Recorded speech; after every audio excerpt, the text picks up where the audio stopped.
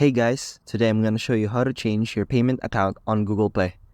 But before that, make sure you like and subscribe to this channel for more videos and content. So this is how you change your payment account.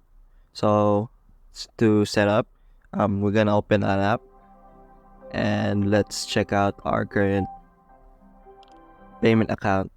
So as you can see, we have this email right now. So to change this email right here, we have to go to our settings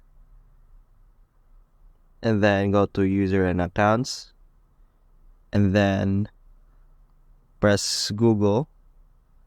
And then we'd wanna press the account we had, then press three dots and then remove account.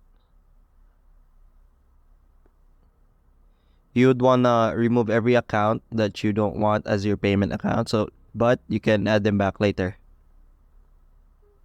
So if you're down to your last account, you wanna go back, add account, and then press Google if you want. I'll set this up real quick.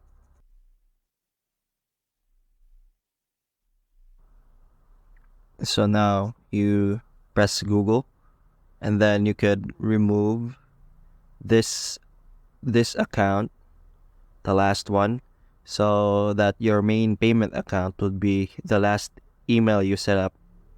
So all you have to do now is wait for it to sync.